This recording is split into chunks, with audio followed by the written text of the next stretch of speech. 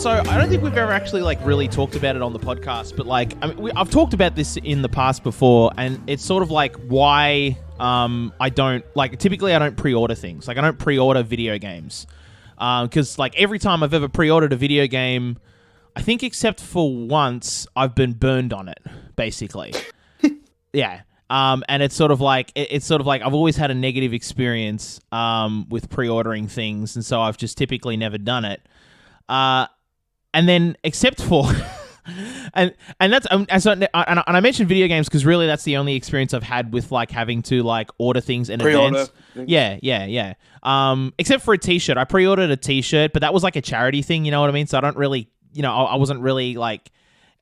In my mind, it wasn't a pre-order. The expectation isn't there. Exactly. Yeah, for the T-shirt, it was like, no, the money's going to a charity. It's for a good cause. Like, really, you're not pre-ordering a shirt. You're donating to charity, and then eventually you get a T-shirt down the line. It's like, okay, fine. That's cool. They're just incentivizing the charity. Exactly. That's all that is. The charitable donation, yeah. Precisely. That's, so I never really thought about that. But, like, I don't know if this is a sign... I don't know if this is like a lockdown thing or a getting old thing, but like I got genuinely giddy when I pre-ordered a vacuum cleaner. Really? Yeah. What kind of vacuum did you get? It wasn't even a fancy one, mate. So you're just getting all riffled up just over about the basic vacuum, mate. I'm getting fucking hype over a bog standard Kogan vacuum cleaner.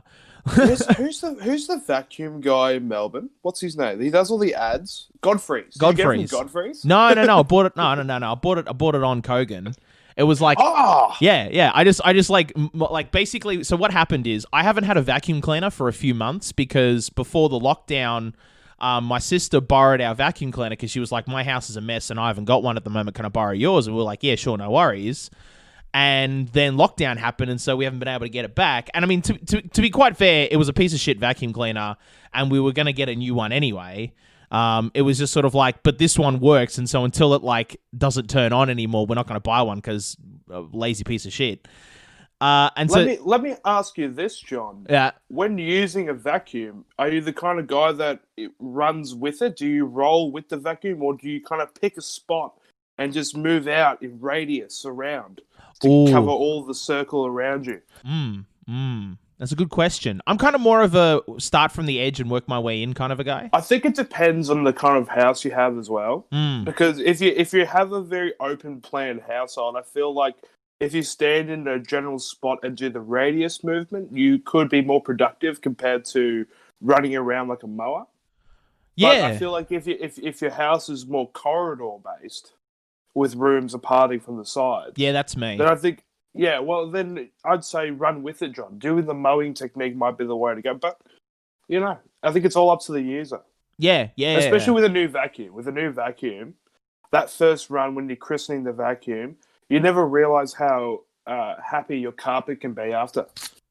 Mate, it's a fucking game changer, this vacuum as well. Because, like, not only, like, usually, like, for most of my life, vacuums had cords, and like we had a corded vacuum, and we had dedicated I've got shitloads of cables in my house, but like we've got dedicated extension cables that are just for the vacuum cleaner. They live with the vacuum. Yeah, right.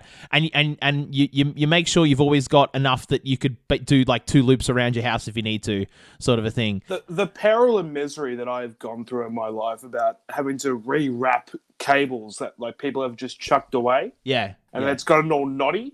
Oh my God. You look at it and you think, well, that's my life in a nutshell right now. Yeah, absolutely. Just absolutely. Helpless and misunderstood and tangled. This is ridiculous. Mate, I got stories aplenty about that. But the difference with this vacuum and why I pre-ordered it. Okay, technically, I didn't know I was pre-ordering it at the time. I just bought it. I was just like, I need a vacuum. You didn't read the fine print, John? No, I didn't read the fine print because when it said order complete, it was like, all right, sweet. We'll ship it out when it releases at the end of the month. And I was like, this was last month, the end of the month. And I was like, oh, so I just pre-ordered a vacuum cleaner. And then I got kind of excited about it. I was like, oh, I'm going to get the brand new technology. I'm going to get the first one off the production line. Of like a bulk, and it's not a high, like I said, it's not high end. It's not specific. Is it a cord one again? No, it's cordless. That's the exciting bit. Yeah, it's fucking cordless. It's got this little charging station and everything. Like now, where we used to keep the vacuum cleaner was out of the way in the laundry, right? Like that's where you put vacuum cleaners. They don't take pride of place in the house. But now it takes pride of place in my kitchen because that's where there's a socket that fits, an electrical socket. But it takes pride of place and it looks good. It's like a piece of art. This thing. It stands there proud and with its little LED light lit up saying it's got electricity and it's absolutely fucking great. Does it come with like a dock or something? Yeah, it's got a dock. Yeah. So this is the thing that vacuum manufacturers have worked out is that like, hey, if we give them a dock, that means they'll have to give them a reason to display our vacuums instead of shoving them in a cupboard. Mate, that's absolutely what they've fucking done. 100% that is what they've done. And they're fucking... I've bought into it hook, line, and sinker, I'll tell you. Yeah. Nothing better than a curvy-looking vacuum. It's a good-looking vacuum. Actually, the best bit of it for me, and this is such like a blokey reason to like a vacuum cleaner, but I don't care. I'm just going to say it, is like it comes apart into two pieces. So you've got your bog standard vacuum, and then you can press a button and you can pull out the vacuum component, and it's a dust buster. Yes. Now that's good. That's good on its own. That's great. That's value. That's value. Yeah. And it's got little attachments as well that you can plug into just the dust buster bit and everything, so you can get into corners and shit. It's great. But the bit that I like the most is putting it back in. When you put it back in, the click is so fucking satisfying. Yes. And the way you load it in is kind of like, it feels like you're loading a rifle out of the Alien movies, is what it feels like. People don't think that that's a selling point, but it is very, very, it's a great feeling when you get that satisfying click. Mate, it's fucking satisfying. And you know who else knows about this though? Microsoft. The very first Microsoft Surface. If you cast your mind back and think about the ads for the Microsoft Surface, they spent a fuckload of time in those ads talking about the click that the little kickstand makes and how satisfying that click is. That's because you would not believe the amount of fucking money they spent on working on just getting that click right. Because I think it was either an internal document or an interview with fucking TechCrunch or some Silicon Valley fucking publication. They had somebody at Microsoft talking about it and basically saying, we wanted the click on the kickstand to be as satisfying as closing like the door of a sports car. We wanted the same level of satisfaction. And so they spent an absolutely insane amount of money to doing R&D to get that. And did they get the result they wanted? Mate, it fucking sells. Look at the Microsoft Surface today. You know what I mean? The same tech has gone all the way through. And the fucking thing sells. So yeah, I'd say it worked. Yeah, for sure. It's the same with Holden cars. To this day, there is a certain clunk that a Holden door makes. Yeah. That no other car manufacturer can match. Yeah, dead set. And I've owned a Holden, and there is just this really satisfying just sound when that door closes. And it's because they put bricks in the front section. Yeah, the thing is, it's the same because I've driven like really old Holdens, like 70s, 80s Holdens, and some more modern ones. And even though the technology's changed in between now and then, that door clunk is the exact same sound. There is an engineering section at Holden that's like, all right, we need to get the fucking door clunk right. We need to get that sound of that door closing to be as satisfying as possible. Mm-hmm. And they've managed to maintain a level of continuity throughout the entire history of Holden cars. And it's just, you're right, there is something like audibly satisfying about something that just sort of like it's a couple of bits of machinery just clicking together in a very satisfying way that I think just hits that lizard part of our brain, just like, ooh, I liked that. That was nice. For me, there's also a tactile response to it as well. Like when you feel it click in and it's smooth and it's in one singular motion, and you know you don't have to double check it. You know there's no like doubt on, did I do that right? That's also, for me, like adds to that satisfaction. And again, you're right, the Holden car door, it's the exact same thing. When you close that door, right, you know you can walk away from the car. You know you've done the job. And it's a good feeling. And with that, welcome to Pint Party, a podcast designed to turn a beer and a chat into a tax write-off. I'm your host, John McLeish. Joining me this week is, we don't have a specific name for you. If I said Band Boys, Dave would chew my head off. So I don't know what we're going to call you lads, but we'll call you. We are just Ricki and Lochie. You're just Ricki and Lochie. So joining me this week is Lachlan, Beazleigh, and Ricki Needs. Boys, welcome. Hello. Hi. We're the film friends. The film friends. We are the film friends. Yeah. So I mean, look, I just think going back to my original question. What do we think? Is it? Am I going loony in lockdown, or is there like is this part of growing up, getting excited? about pre-ordering vacuum cleaners? As the oldest cast member of Pint Party, I can 100% guarantee that this will continue the older you get. You're getting stuff like vacuum cleaners. My next purchase that I'm really excited about is a Soda Stream. I can't wait. It's you do start to get that. It's when the medial items start really causing you satisfaction. Yeah, it's like, and like I've been looking for a new vacuum. I'm actually on the Kogan website now. Which model? Do you recall? Yeah, I've got a few of the I got the ones. Yeah. Well, and here's the other thing, right? Just if you want to get a Kogan vacuum cleaner, they some of them include come with a dust filter built into them that you got to change out.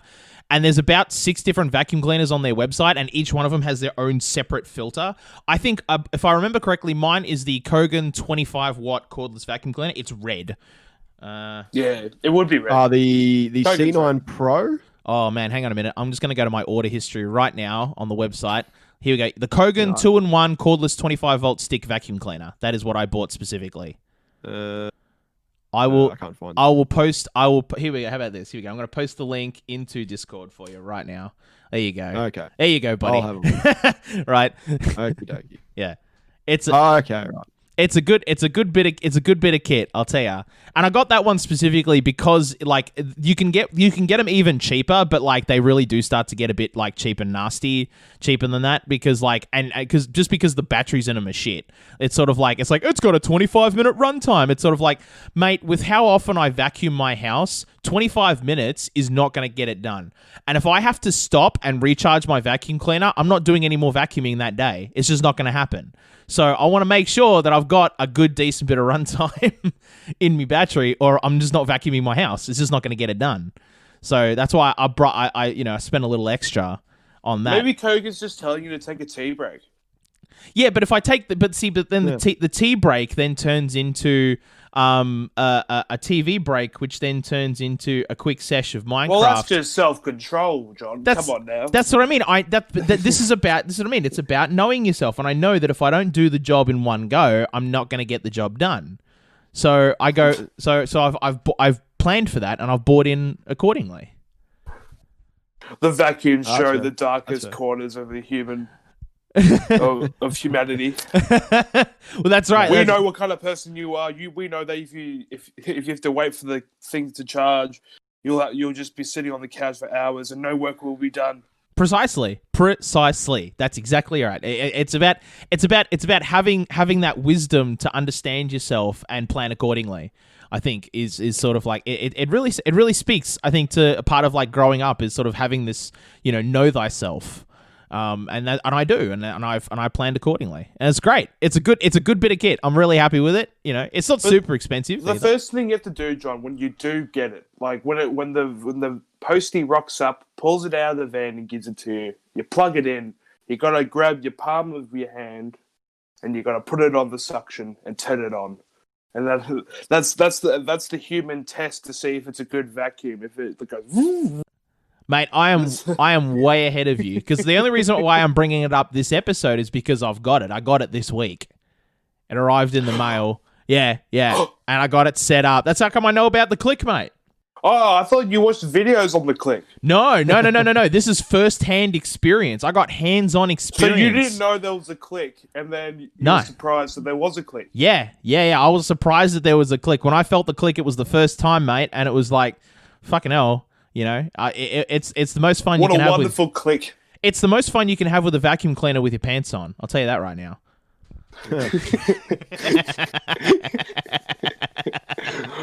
Just testing the suction. Yeah. But here at Pint Party, we do not condemn misuse of vacuum cleaners. No, for the love of God. Especially with modern vacuum cleaners, the fucking cyclonic shit. Holy Christ. Especially after watching a Dyson commercial, you're just I will never misuse a Dyson vacuum cleaner. Yeah, there's too many chambers. Who's watching a Dyson vacuum commercial and going, I want to put my dick in that?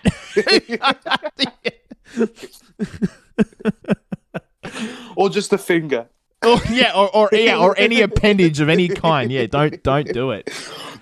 These days, kids don't. All adults. I feel like these days we have to speak more to adults. Don't stick appendages in modern vacuum cleaners. No, for God's sake. Even old school vacuum cleaners. If you got a 30-year-old vacuum cleaner lying around your house, I wouldn't even try that. You'll probably get some kind of rust infection just from looking at it. Yeah, no, that's how you get all kinds of diseases, I'll tell you.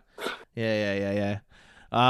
But yeah, so this has been vacuum talk. I mean, it's not the first time I've been excited about a mundane thing. Like I got really excited a couple years ago when I bought a memory foam mattress because I felt like I was excited for a different reason. I wasn't so much excited about the mattress as I was excited about the fact that I'd made a responsible, mature decision. You know what I mean? About my life and how to invest in myself. You're moving forward, John, through adulthood. That's what I mean. So I was very excited. I'm getting this memory foam mattress. It's good. It's gonna be, it's gonna be way better on my body and blah blah blah. And then I bought memory foam pillows to go with it, which is great. But I did kind of cheap out on the memory foam pillows, and I'm really starting to notice now, like 6 months down the track. So well, you do really start to feel yourself growing when you like buy something that that isn't going to be fully isn't going to satisfy you in like the usual like childish fun way. But, exactly. Like, you're going to be better off. Yeah, with for sure. The purchase. That's it. Yeah, that's it. And it's like buying like really fresh bath towels. It's like, yeah, I could probably get away with like just using the one or two here, but I might as well invest in some good bath towels because in the long run they're going to have better longevity and it's going to be more better for my body. That's the one thing I haven't fully invested in is bath towels. But here's why. It's not out of sheer laziness. It's not out of like disinterest or anything like that. It's because I don't have to. My uncle, my rich uncle I've talked about before, I get his hand-me-downs, and I'm telling you, his bath towels are absolutely fucking amazing, right? And so when I get them as hand-me-downs, you get absolutely fucking amazing bath towels as hand-me-downs, and it's sort of like, I don't need to go out and buy good bath towels. I couldn't afford the quality of bath towel that I use to wipe my ass. It's great. The alchemy that is involved in these days fabric softeners is just ridiculous. Mate, they can make anything soft. Yeah. It's an unbelievable bit of mad science that people are doing these days. Is getting things softer and softer and softer. Could literally turn a prickly bush into a wonder pillow. I mean that's basically what hemp is. You know what I mean? Like they get a prickly bush and they make it all soft and fluffy, and people make pants and shit out of it. Like it's unbelievable. Hemp is made out of everything. Well, pretty much everything these days. It seems like you can make hemp into a lot of different things. Oh yeah. For like a brief period of time, my mother had a small business where she was making hemp products, and this is back when I was a smoker. She made me a hemp tobacco pouch. It was like, that's nice. Yeah. Man. Oh, it was absolutely lovely. And then like 3 months later, I quit smoking. Put that away. Yeah. Oh no, I've still got it. I threw out most of my paraphernalia, but like that I kept because I was like, I don't have the heart to throw that away. You know what I mean? She made it for me. Well, it's sentimental. It's sentimental. Exactly. Yeah, that's right. And it's a pouch. I don't know. I could use it for something eventually, I suppose. You can use it as a toiletry bag. Hey. You can put your weed in there. Well, that's right. Yeah. If that ever becomes a thing in Australia, for sure. I was going to say, speaking of adulting and hemp at the same time.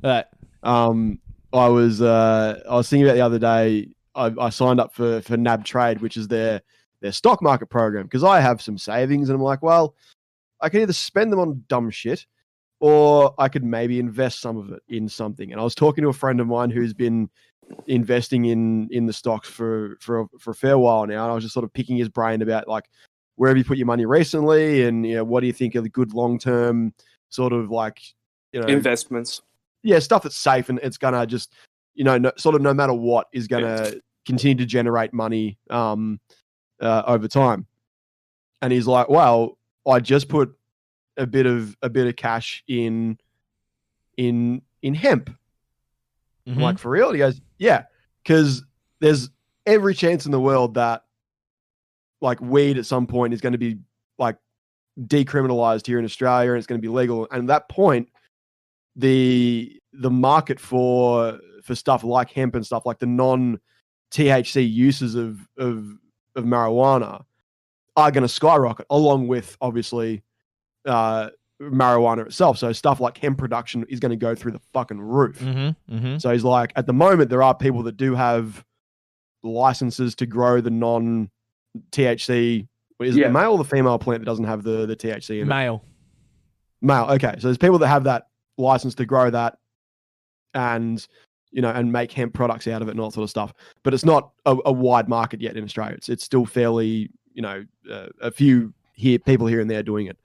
But he said the minute it becomes decriminalized, it's going to be so much easier for people to get a license to grow the stuff, and then they can split it up into male and female plants and create hemp products out of one and then THC products out of the other. So he was like, if you are looking for something that's going to be sort of, you got to wait a little bit for it, but it's going to be high yield in the long run.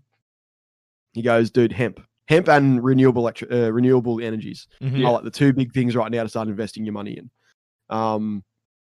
Because the minute they sort of take off in a bigger way, then that money, that return on investment is going to be pretty significant. So I never thought I'd be talking about that, stocks and bullshit. Bit of insider trading for all the listeners out there if you want to get some insight into Australian investments. Yeah. Well, the thing is here, because we're not. I mean, we technically can, but we don't invest in the American stock exchange here in Australia. There are like companies you can go through and do it, but usually if you're going through like an Australian brokerage, which is like, I'm seeing many YouTube ads for brokerage firms right now. Yeah. Like I actually looked up eToro because I was looking into this. That's because they don't charge anything for each time you make a trade. It's only for. I looked at the fine print. It's like something only for short term.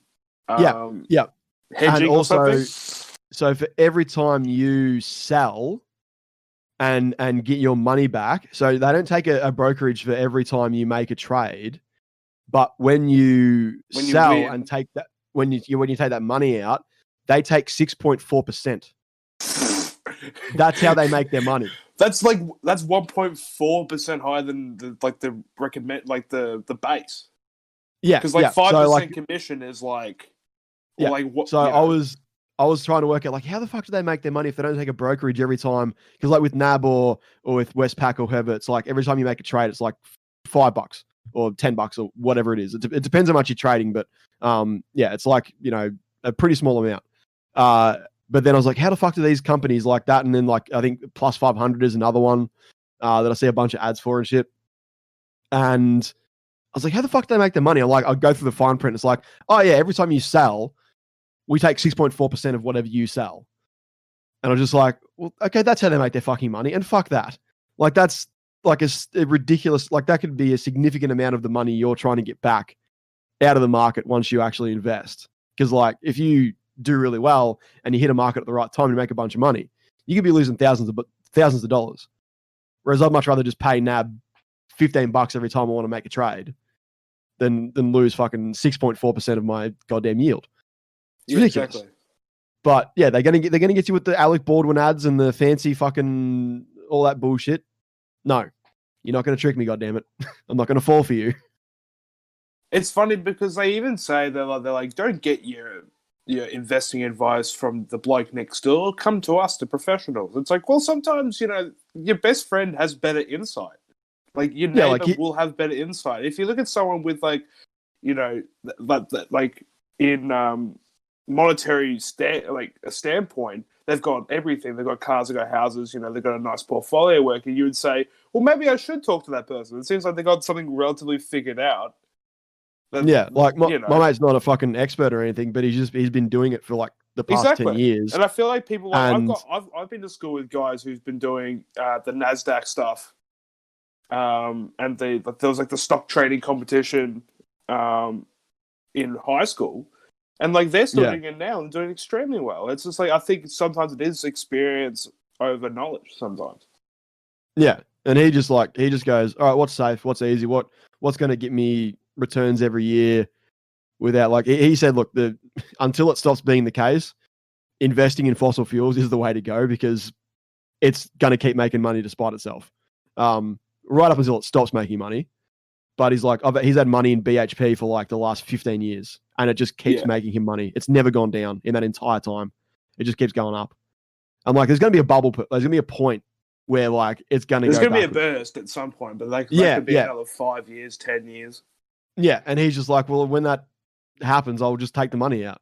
But he's like, if you want to go now, like, start now renewing in like renewables and stuff like hemp and stuff now. Well, if you think about it as well, the amount of people who are entering retirement age and they're going to be looking at investing more into their supers, like where's all that money for the super funds going? Like if they are investing in renewables, is that going to like fast track the process of the bubble or?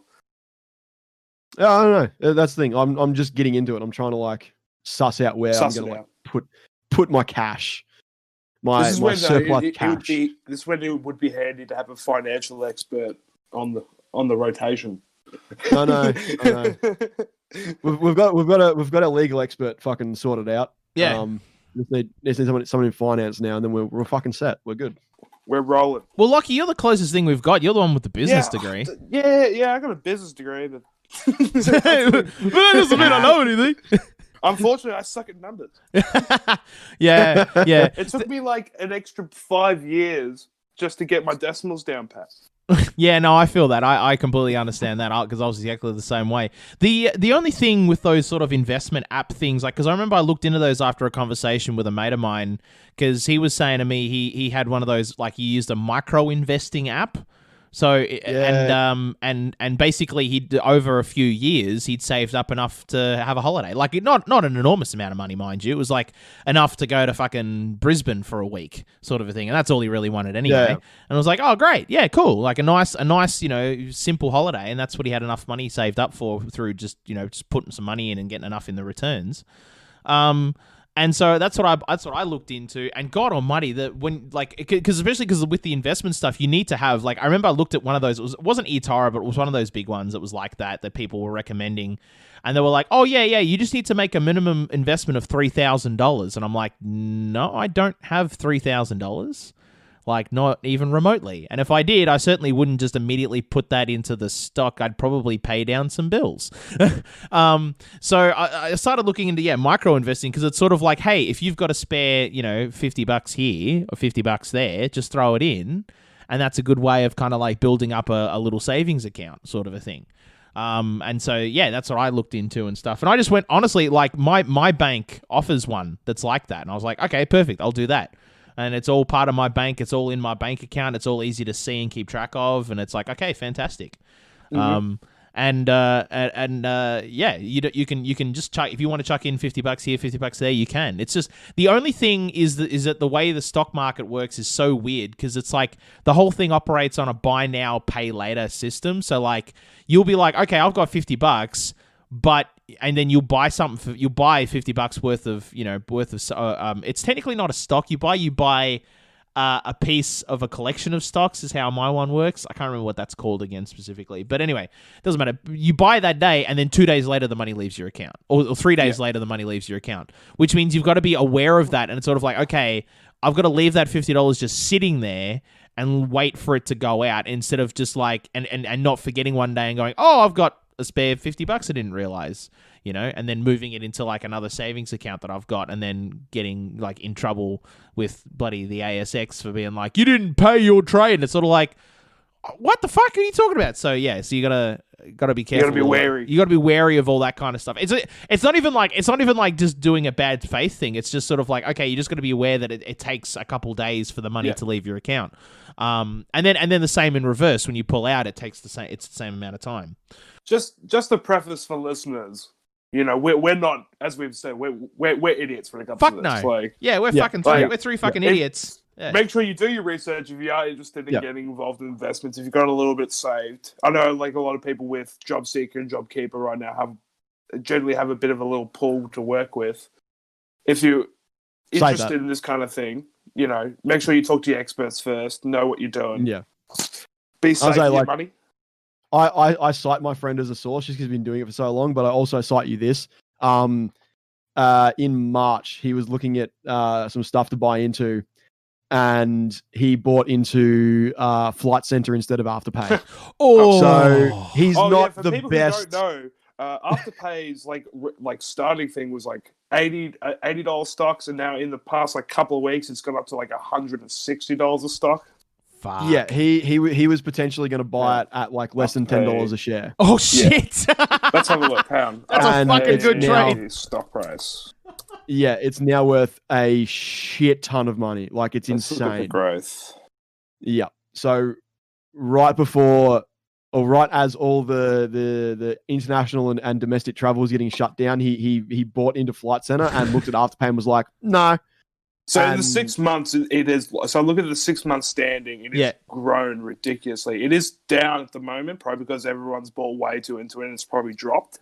Yeah, it's probably been a correction. It has dropped a little bit in the last like couple of weeks, but that exponential growth from like April through till July was ridiculous. Well, that's the thing. You look at the aggregate. Look at the aggregate. The same thing we're doing with the with the Corona statistics as well. You look at the 12-day curve or the 14-day overall aggregate, the 14-day average, rolling day average. Yeah, yeah. Same thing with the stock. You know, it's still going up.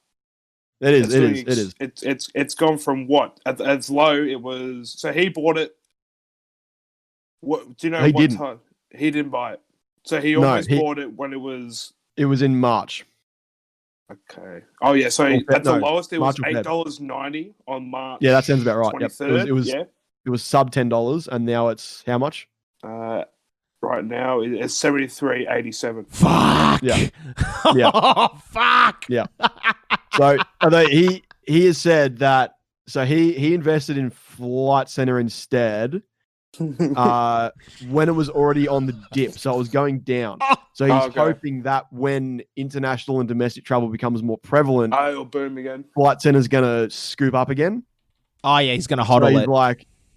So he's like, it's more of a long-term thing than like the short-term that Afterpay would have got me. I'm like, I get that, but also it's like it's now worth 10 times what it was in like 6 months ago. So he could have made a shit ton. And he curses. It's like every time I see him, he'll just be like, "Yeah, Afterpay went up again this week." I'm like, Anthony Eason, the CEO and co-founder of Afterpay, will be absolutely laughing right now.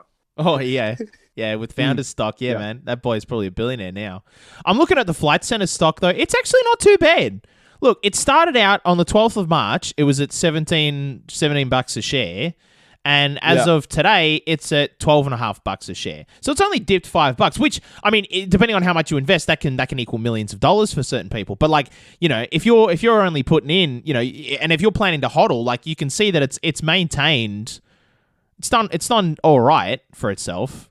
And in fact, it even bounced back in sort of early June.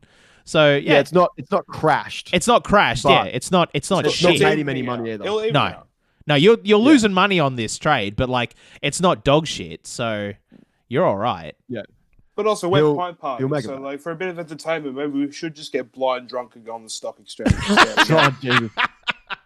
Well, that's the thing. Like, one of those, I think it is eToro. They offer you a dummy account, so you can just go on and like just say, "I want $1 million," and then you just go and trade the fuck out of it, and it doesn't like it's just pretend money. That sounds like fun. And I'm like, that's not a bad, like, I would actually have fun, like, just doing that and seeing, like, what I could do in, like, the span of a week. Like, we start... But it's, like, in real time, so... Yeah. We start in a week, or you start at the start of a week with, like, whatever amount of money, and then, like, we could all do it as a competition. Like, we could make a dummy account. Yeah, do, like, a fantasy stock league. The dummy account, and we start with, like, $100,000 each. And then by the end of that week, who has... like the as long as it's not one of those account things, as long as it's not one of those accounts that's like, oh hey, sign up and give us your credit card details, and then you can use the dummy account. Yeah, I'm kind of worried about that. It might be that, which would not surprise me because all those like the other thing I've been getting besides like stock exchange ads have been all those fucking drop shipping ads. Yeah, so many of those at the moment. It's ridiculous. Like I'm sick of seeing them. Drop shipping. Okay, so drop shipping is when if there's like Instagram. I'm pretty sure it's this. It's like if there is a relatively inexpensive item that a lot of people want, Yeah. everyone can pull in and say, I want this item, and then it is bulk bought Mm. at the warehouse price, so it's generally cheaper for everybody. Yeah, okay, yeah, I know what that. I just didn't know that was the term was called. Yes, no, I'm familiar with that. Yeah, no, I've got yeah. I've seen that. You essentially create a position for yourself where you become the middleman, even though it's a market that doesn't really need a middleman. Yeah. It's kind of ridiculous, but essentially, like you create a storefront for a product that otherwise wouldn't really have a storefront properly. Yeah, so essentially, you're setting yourself up as the third party. Oh, so yeah. Okay, Yeah, so it's not like read into it. Yeah.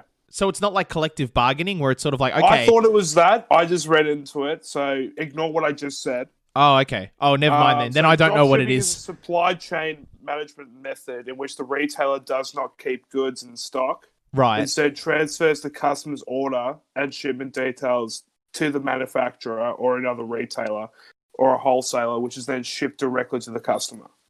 Yeah. But essentially, there's all these courses and stuff on like a bunch of like pre-roll ads and shit on YouTube where they're like, learn how to do this. Here are the secrets of how I made $1,000 sitting on my ass during the course of this ad. Shit like that. And then I looked into a lot of them, and a lot of them are like, this isn't specifically a scam, but it feels like it. Yeah. Like, I know people who use the dropshipping, but I have a friend of mine who started a small business in like female accessories, and she uses this method, and it's become very, very successful for her. And she's pretty much been able to develop herself to the point where she can do that full time. Yeah. So if it's done right, and I know it does, it does have that kind of vibe, like it is scamish, but I think it's just depending how you use it. Feels like multi-level marketing shit. Yeah. But that's with everything these days. Like everything has a different tint. You know, anything that goes out of its way to promise you like you can work from home and not have to fucking go to the office, and you can just take your laptop everywhere, and that's your job. It does have that too good to be true feel. And I think a lot of people in this day and age are looking for something like that, where like, especially like in this environment, I think that's why these ads have like started to pop up more and more. Is like, we're stuck at home. How do I make money from my couch? How do I live a life where I don't have to go into an office anymore? I can just I think turn people my are starting laptop to think on. more about work-life balance and where they want to spend their time. Yeah, that as well. And like, I get that, but it does feel like these ads have popped up more and more recently. It does have that predatory feel to it, I think, because like one of them is I can't remember what it's called, but it's this Aussie bloke. And he started it, he started the course after he took a course of his own and set up like a bunch of storefronts and stuff. And now he's making like hundreds of thousands of dollars a month just sitting on his couch and, you know, just fulfilling orders on his laptop. Yeah, but see, that's not actually what he's doing. He's figured out a way to become the middleman for middlemen. He's like, hey, he's now set it up so that other people are doing all the work for him. And he's just sitting on his ass doing nothing, but still earning thousands of dollars a week. But he set up this course to teach you all of his secrets, and the course cost $3,000. Yeah. See, that's where the money is. That's what I mean. He's become the middleman for middlemen. He's like, hey, I can teach you how to be a middleman. And this is where it's like it's starting to become like almost like multi-level marketing. Whereas he's like, here's all the secrets that someone else taught me. I'm going to teach them to you for twice the price he charged me for it.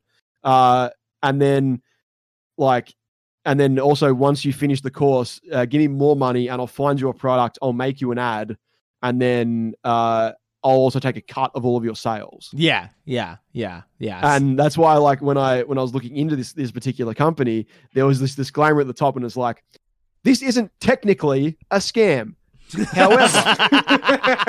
However, and then it was like, you can find all the information this guy is giving you on this course that this guy does for $200. He doesn't take a cut of your sales, but he also won't find you a product and won't make you an ad for Instagram. But here's other courses for like another $100 or $200 to do that. Yeah. And it's like, okay, cool. Because that's like, it's shit like the Oodie. Like that Oodie ad that's going on right now that's fucking everywhere. The what? The Oodie. The Oodie. It's the big hoodie. It's a big blanket thing that's got a hole in the top. And it's like a nighty hoodie. Yeah, but it's like, once again, it's on the front of like pretty much every goddamn YouTube video I've been watching right now is either, it's like eToro, it's like, John, it's like a shipping. wizard's robe if it was made out of the pelt of a Care Bear. No, I'm looking at it right now. It looks like somebody took a Snuggie, sewed it together, and then put a pouch on it.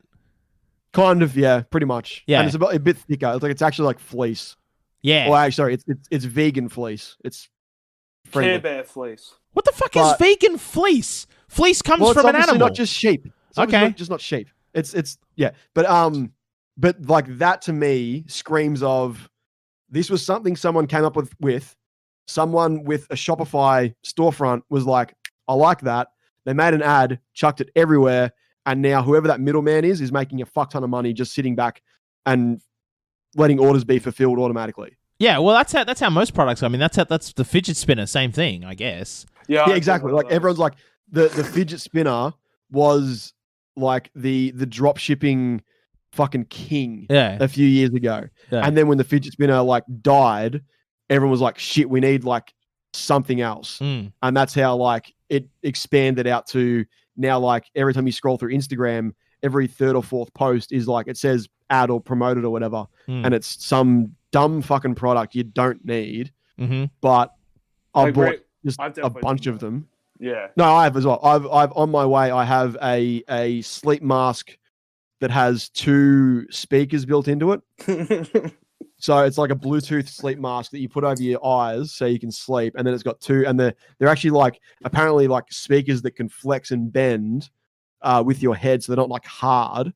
And so you can like sleep on your side and still have like the speaker like next to you. Yeah. Next to your ear, and it's not like hurting you, and you can have like really nice music or like whatever you need to go to sleep. Whale sounds, whale sounds, or fucking seagulls, or whatever it is. Like for me, it's rain on a tin roof. Rain on a tin roof is a popular favorite, I think. Rain on a tin roof is like fucking NyQuil. It'll put me to sleep. Like, not like so hurricane quickly. Weather on a tin roof. That's a bit different. All right, No, you want me to? You want me to break out my? You want me to like expose myself for the fucking nerd I am?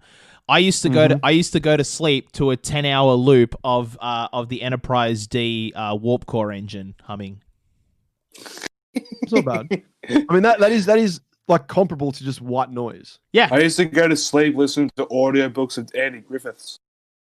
Actually, I don't know if you guys while sleeping, man, that's the dream. Yeah, that's not bad. Well, I found the fucking and I think you might have seen this on my Twitter, John, but it was Bernie Sanders 8-hour filibuster in the Senate. In lo-fi. Set to lo-fi beats. Yeah. And I fell asleep to that one night. It was fucking amazing. Like I had the best night's sleep. But like I feel like I learned something about like the American Congress while I was asleep. Yeah. Because it's just like, and he literally fucking filibustered for fucking 8 hours about like money. It was basically just about money and politics. Yeah. And how that was bad. And he went for 8 fucking hours. Like that is a Herculean effort. Like that man is just, and that was when he was like in his 70s or some shit. Yeah, like, it wasn't that long ago. No. I mean, he's looked exactly the same as he has now since like 82. Yeah. But yeah, it wasn't that long ago. And he went fucking hard on money and politics. And the best part about it is that fucking Mitch McConnell and the rest of the fucking heathens over on the Republican side had to just sit there and listen to him the entire time. It was beautiful. And then someone was like, this needs to be lo-fi. And they made it lo-fi. And I was just like, this is fantastic. Actually, can I talk about, I want to float an idea that I had like kind of the other day, and really what it stems from is the hashtag. And I thought the hashtag would be funny as fuck. Yeah. So remember, it's a thing that I've seen like a pop. Like I'm on the periphery, like on the far peripheries of this, but I've seen it pop in every now and again, especially because like it became like a thing during like at the recently the Kpop Fan Cams. right? Yeah. So I've seen a few. I've seen like one or two of these. I've never really properly sat down and watched one because, like, you know, K-pop. I'm not that into K-pop like in that way, and that's like I'm not denigrating anybody that is. It's just not my personal cup of tea. But I've seen these things around, these fan cams, right? So okay, can I just for a second? Yep. A fan cam is just a collection of videos and stills of a particular like group or artist. Yeah, that's what a fan cam is. Yeah. So it's just a mid-2000s YouTube tribute video. Pretty much, but there's some music to it from the band, and sometimes they add some other effects over the top, like they add some rainbow effects and some sparkle effects and shit too. Because like I can vividly remember like especially like in the mid-2000s when I was very into like alt metal or like just like non like Bullet for My Valentine and Mike Cam and like emo, like all that sort of shit, right? Yeah. There would be like these fan cams or tribute videos to like Jared Way or like the lead singer from Bullet or like the lead singer from AFI, just set to like one of their slower songs, like the metal or rock ballad or whatever, what have you, and just it'd be like fucking grainy concert footage and then just some stills of them in magazines just playing on a slideshow. So that is essentially what a fan cam is. Yeah, I think so. Okay, so the K-pop stands have found their version of the mid-2000 alt emo fucking YouTube shit. Well, I mean, okay, that's it. The entirety of K-pop is derivative of 90s American pop music. They just never left the 90s 100%. with it. So like so I'm not surprised. But like but the hashtag forum is something. I mean usually it has a band name as well, but like the top level hashtag they all put in is K-pop stan fan cam is what they put in. And I just and for some reason I was it's just these are the shower thoughts you have, you know what I mean? I was in the shower and I was like, how come like nobody's done like a Dan Andrews fan cam? And then my brain just went Dan Stan fan cam. I went, that's it. That's the hashtag Dan Stan fan cam. Like how's that? Like it's so like just I immediately popped. I popped. I was like, that's really fucking funny. I kind of want to make that. So if anybody listening knows more about K-pop fan cams and like their construction and like what is the like how they're constructed and like what are the trending ways of doing that and like what is within that medium, please get in touch with me on Twitter. You can get in touch with our Twitter at Pint Party and send them to me and just be and point it out and like really like take me to school with it, right? And be like, okay, here's a perfect example of the genre for XYZ reasons. Like I would really like to learn more about this because I kind of want to make one because I think that'd be really fucking funny to make a Dan Stan fan cam. I think that's going to be absolutely hilarious. And kind of what brought it on was the fact that Daniel Andrews had to explain the difference between like going to visit someone socially and visiting an intimate partner. And I was like, yeah, that's that. I feel like that's got to be a clip that gets included, you know? Just have the replay of him getting on the beers. Oh, that's the song. That's the song. The Get on the Beers song. That's the song you put underneath it. Yeah. That's I have planned all that. I mean, this would be a more high NRG version, right? Than like wouldn't be like the slow. Oh, I love you, like bloody music. No. This is gonna be like some like this is something you can like you can work it to, right? For sure. But with that, I think we'll leave it there. So I want to thank my guests for today, Ricki Needs and Lachlan Beazleigh. Boys, thank you. That's all right. No problem. And if you like what you heard, please tell two friends in 2020. Check us out. Once again, we hit very little. I was actually on the run sheet. Yes. We did very, very little, but that's okay. Like that's pretty much what happens like every week. The run sheet is always just like a general guideline of like if we can't come up with something to talk about, we will. That being said, though, I don't know how people might feel. Maybe we should have gone with the run sheet because what we talked about was vacuum cleaners in the stock market. So like, I don't know. This is not an episode for the Zoomers. This is a late 20s millennial episode for sure. This is like we're getting grown up. I need to add something to my analysis of the mid 2000s tribute video to a emo or alt rock lead singer. Go for it. Is the watermark of the free video editor they used. Oh you gotta chuck that in there because I just found I just typed in Jared Way tribute video. I found one that has 154 views, which is perfect. And it is like I said, it is a mixture of their music videos, grainy concert footage, GIFs, and it has the created with Wii Video free version watermark. And this is like a tiny watermark. This is like a good quarter of the screen watermark across it. And the best thing about it is this was published in 2020. This wasn't even mid 2000s. This was this year. But it is perfect. It is just a beautiful, beautiful thing. Oh my God, we should post the link to that to Twitter. That person deserves to get some more views. I mean, it is somehow a perfect encapsulation of 2008 Windows Movie Maker or fucking what was the fucking the Mac version of that back then? Final Cut. Well, it was it just shitty Final Cut? Or there's whatever? Final Cut Pro, which you had to pay for, but it was super cheap. Final Cut Pro back in the day was like $30 or something. It was stupidly cheap. I remember. I'm coming to the conclusion this is all just GIFs, actually. Oh, no, iMovie. That was the free one. iMovie, that's it. iMovie, yes, yeah. It was Windows Movie Maker and iMovie. Yeah. Yeah. It's managed to capture all those the dissolve transitions and the hex the cube transition or the love square a good transition. cross dissolve. Yeah, a couple of cross dissolves. This is perfect. This is it's beautiful. I love it. And this is for once, and it has 5 likes, no dislikes. That's a good ratio. That's a bloody good ratio. I'm gonna whack a like on it as well. It's just and of course it has the at least 3 or 4 sentences of in the description of just why they love oh, actually, this is beautiful. I made this tribute video because Jared Way has inspired me in so many different ways. And for that, I owe you, Jared Way. And plus, we're both fire signs. I'm a Leo and Jared Way is an Aries, including it is Aries season after all. So, hey-ho, thanks you guys for watching. None of that made sense to me, but it's beautiful. It's beautiful, nonetheless. We love you, whoever makes these kind of content. It's fantastic. It's beautiful. So it's good that the K-pop stands and the mid 2000s emo rock stands are this still carrying on 20 years later. They're one in the same. Let's face it. They're wonderful people and they've found their niche and they need to celebrate that niche.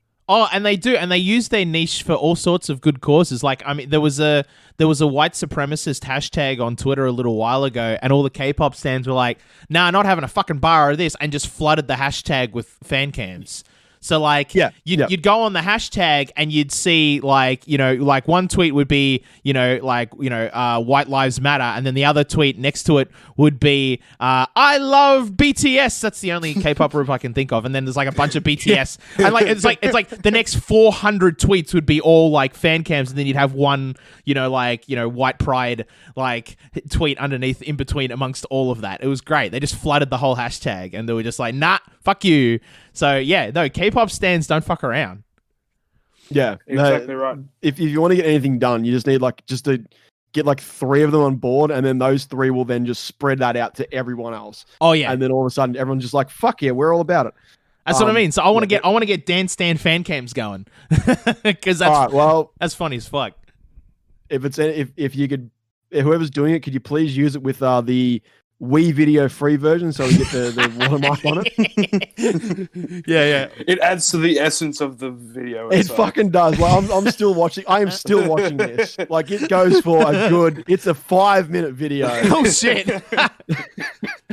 And I'm still watching it. Dude, that would have taken some time to put together. A 5-minute video, people go, oh, that's not very long. Wouldn't have taken very... But I worked on a 40-second video the other day, and that took me 2 days. So 5 minutes, they put some work in. Oh yeah, they stitched all those GIFs they found together, and it would have taken them a fair while. Yeah, to do all the research and figure it out, and then they probably because they're probably pretty new to video editing too. So there's probably a lot of googling involved. It's probably why they're called fan cams. Yeah, that's it. They're going to be a fan to do it. Yeah, yeah. That's it. It requires a level of commitment that most people probably don't have. So anyway, tell 2 friends in 2020 about our podcast. We're on Spotify, we're on iTunes, and we're everywhere you like to listen to podcasts. Just search Pint Party and you will be there. Follow us on Twitter at Pint Party and send me fan cams and tell me why that's like it's representative of the genre, right? Like I want to see why. Here we go. And Ricky's just sent us the Gerard Way fan cam. Thank you very much. I just posted it. I'm gonna look at that in a minute. I gotta get through this. So follow us on Twitter. Follow us on Instagram as well at pint.party, and there we post all the updates. Instagram gives you the best rundown of like our show. Instagram gives you the good rundown of the podcast for sure. And if you're looking for other things to watch during the week, I'm streaming live on Twitch from Thursday to Sunday from 1 p.m. AEST over at twitch.tv/Pint Party. In fact, I was supposed to go live 20 minutes ago, but thankfully I did tell everybody that we were going to be running late, so I got to go live in about 10 minutes. But on the time of recording, I'm going to be streaming Horizon Zero Dawn, and then on Fridays I stream Fall Guys doing the fitness challenge. So if you want to watch a fat man sweat, come by on Friday afternoons. And then Thursdays, I don't know what we're doing on Thursday. Since I finished Final Fantasy 12, I'm kind of in that lull. It's like when you finish a book and you don't know what to read next. I'm kind of in that phase with Thursdays. Oh, for book suggestions, I'm about 3/4 of the way through Anthony Bourdain's Kitchen Confidential, which has been out for a while, but it's a really good book. There you go. Anthony Bourdain's Kitchen Confidential. If you're looking for something to read, there's your reading recommendation this week. And of course, don't forget, you can also suss us on YouTube as well. Just search Pint Party and you can watch all of the content all in one place, all the stream archives, and every single episode of the podcast. I finally got that fixed. Every single episode is now up on our YouTube channel. Well done, John. Yeah, it's all there. Every single one. So that's... Each week, there's more content, so you better start now because otherwise it's going to be too much. You won't be able to catch up. Well, no. I mean, a lot of what it's there for is background viewing. Like we talked about going to sleep, listening to white noise stuff. But I know of people who go to sleep watching Twitch streams and stuff like that. If you're looking for like 150 hours worth of content to like go to sleep to, like it's all there on our YouTube channel. You can go and put that on. It's all in playlists as well, so it'll all autoplay. And so you can do that, fire them up, and you've got hours upon hours of content to either listen to while you work or listen to while you sleep. And I know for a fact people have done it. I had a guy, I was streaming Exapunks on Twitch, and he came on and he was like, all right, I'm going to go to sleep. I'm just going to leave this on while I go to sleep. And I'm like, okay, dude, but like, I don't know why you'd want to listen to me talk about maths while you go to sleep. But hey, man, like that's you. You do you, my dude. And that's what he did. So we're here for whatever you need. Yeah, we're here for whatever you need. Can I just interject with like 2 seconds? Yeah, go on. I noticed that video, the person who posted it, they had a picture of Lita from WWE as their profile pic. Yeah. On YouTube, and I clicked on it, and I've now found their profile. It's this person has been making these tribute videos for 8 years. Oh yes.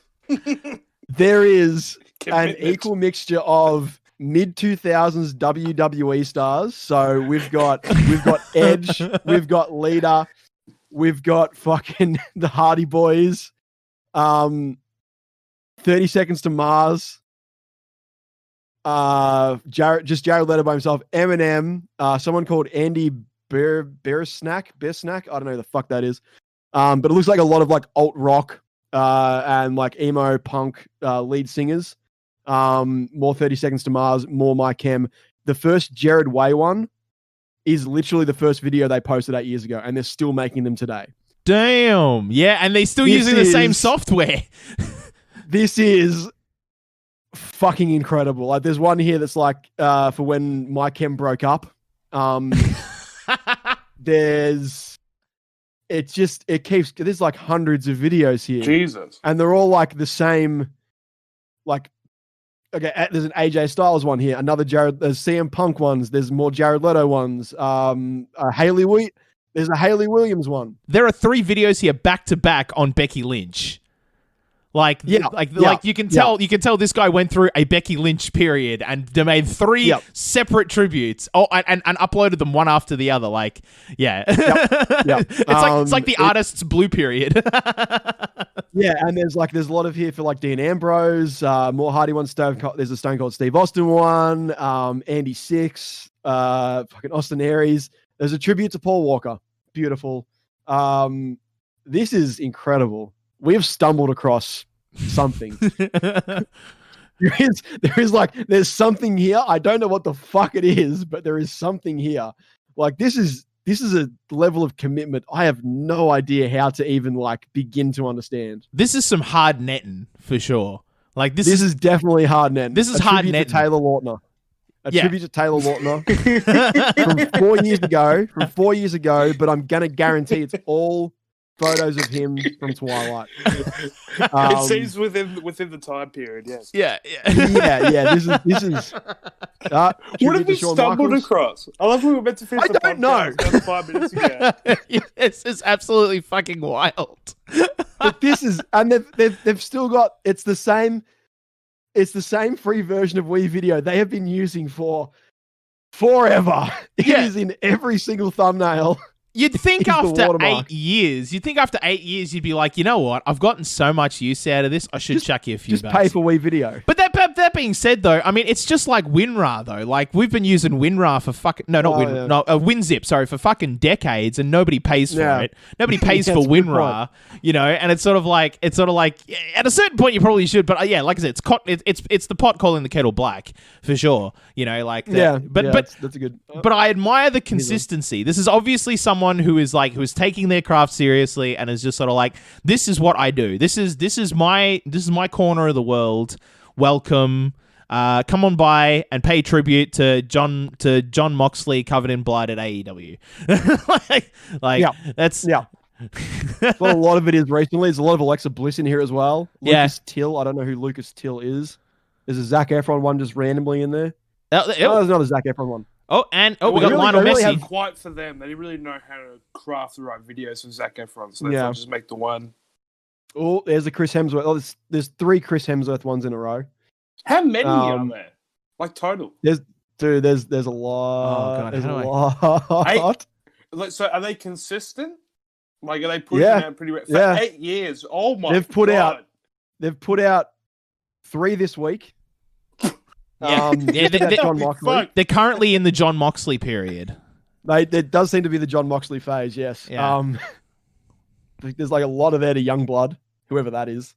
You can tell like it's like their general taste. It's just like through the years. You really can kind of like paint a picture of this person based on their interests and like they love their wrestling and they love their punk and emo music. And they're a soccer fan. There's a tribute to Lionel Messi here.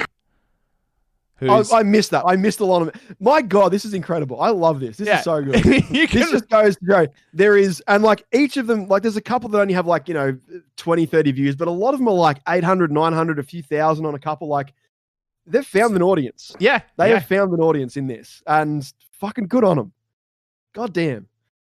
There is just something out there for everybody, isn't there? Oh, there is. There absolutely is. There absolutely is. Oh my God, this has made my day. This has made my fucking day. And with that, this has been Pint Party. Cheers. Cheers.